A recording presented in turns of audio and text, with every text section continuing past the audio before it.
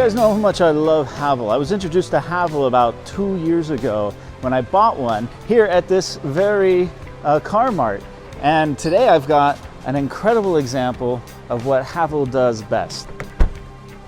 This is a 2020 Haval F7, and it is, I think, one of the best looking SUVs in the Chinese market. Haval has a bunch of different series. They have the F series, the H series, the M series. This, of course, is the F series. The H series, which is its cousin, is more for families, whereas this series, the F, is more of an avant-garde, a little more stylish, a little more youthful. So this is obviously the full SUV, which debuted about 2018. About a year later, they came out with a coupe style SUV that has been very popular in some foreign markets. This one is built in their Tianjin plant, and it shares the same underpinnings as the Way VV6 as well as the second generation Haval H6, which they still build, and of course they export it to many different markets around the world. These are very, very popular SUVs, and truth be told, if I was to buy a second-hand car in this market today, this is the one I would buy. This is a 2020 model.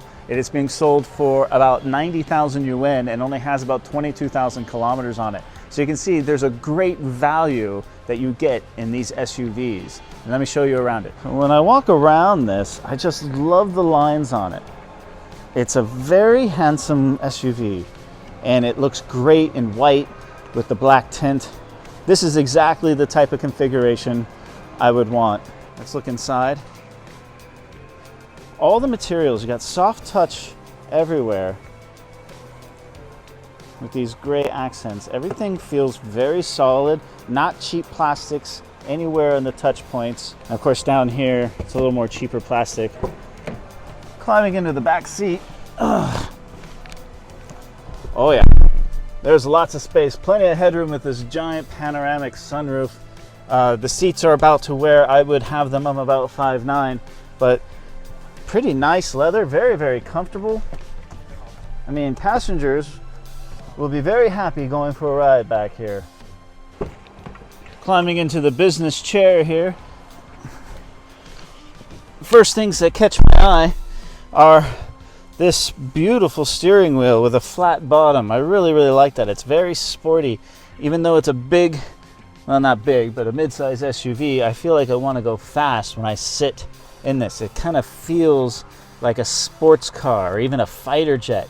The screens are kind of oriented towards the driver and even off-centered a little bit just for ergonomic reasons, and I can appreciate that. I really can. Also, down below there's even more storage with USB charging. The seats have a very, very nice feel to them. They're heavily bolstered, they're very comfortable, but they are a bit narrow. So if you're a larger person, a larger guy or gal, you might have some trouble fitting your back all the way in these seats. 6-way power adjusted seats that are heated. The steering wheel doesn't telescope, but it does tilt. It's not very difficult to find a good seating position with great visibility over the dash. Visibility towards the back is not very good because it's got that very small rear window. Again, this is the F series. It's a little more sporty than the H series, which will have a larger back window.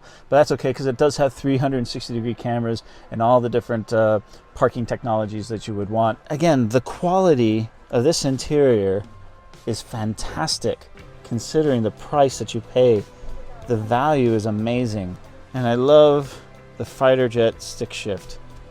I'm not a fan of the dials that a lot of car manufacturers are going to these days. It's great to have something in your hand, just like a regular stick shift. Awesome. Some regular buttons, and this is for the infotainment pad. And I love that they still have buttons for the climate control. It's not buried in menus in the screen.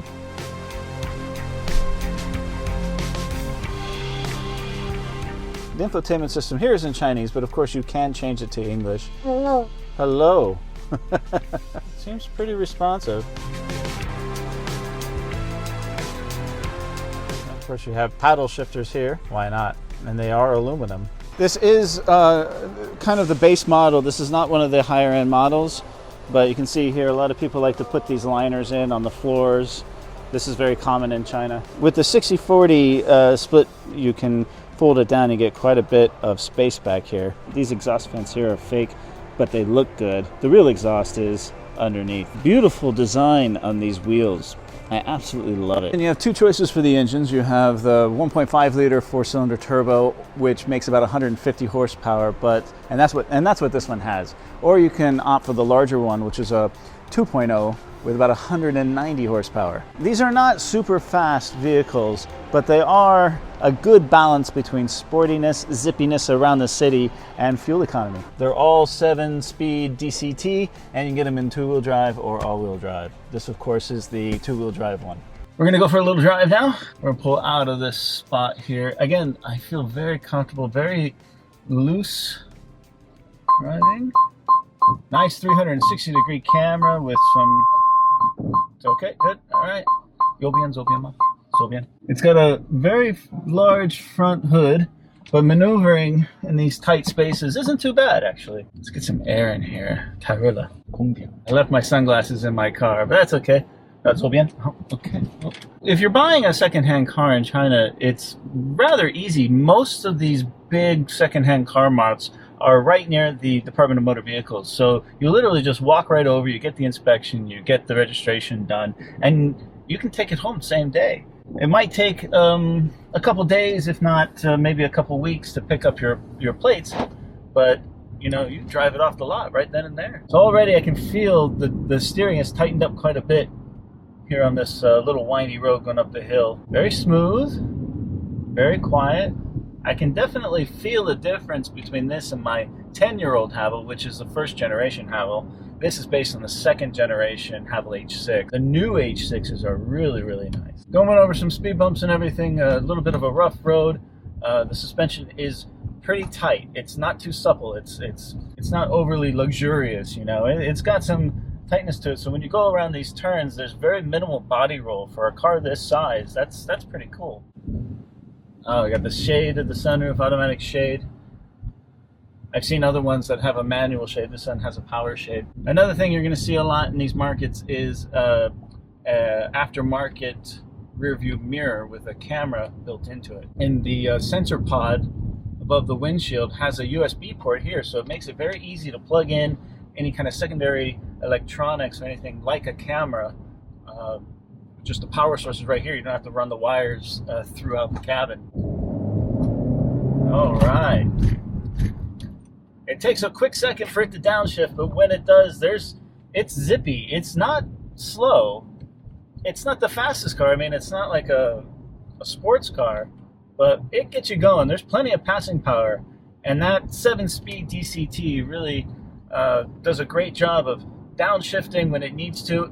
I haven't been able to trip it up quite yet, so it seems very, very sure of itself. In fact, this drivetrain, this engine, and this transmission are consistently ranked in the top 10 for all Chinese manufacturers. The residual value for these cars on the used market after about 3 years, it's higher than any other Chinese brand.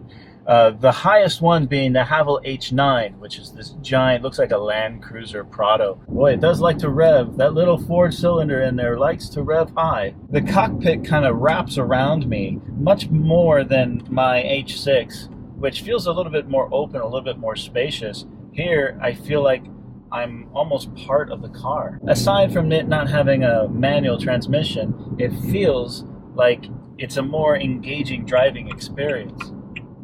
Boy, that's a loud turn signal. Boy, I like this. 90,000 yuan, that's quite a deal for a 2020 model of this caliber, with this kind of quality.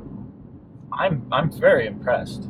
I was telling my friend here, I was like, I would buy this car today, but I'm not ready to purchase a car until at the end of the summer. I want to give my little silver H6 one more summer in the sun. I can put my head back, set the cruise control, relax. It's got all the technology and all the bells and whistles you will come to expect in a 2020 model like this. I love the digital gauge clusters. Everything is easy to reach, easy to control. Air freshener. The steering is not like other cars that have been a little loose. This is pretty precise, especially at about 30 to 60 kilometers. It's pretty nimble as you drive through some of these streets. Wow. The stereo system is a DTS stereo system, so it's bumping. It's pretty good.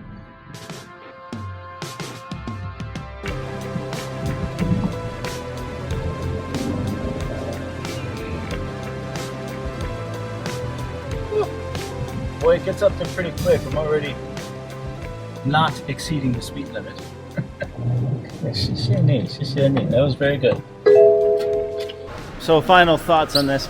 Man, they are great deals new. They are great deals on the secondhand market. This is what Haval does best. The F7. Handsome, sexy, fun, sporty, and great value for the money. Thanks for watching, guys. We'll see you in the next one.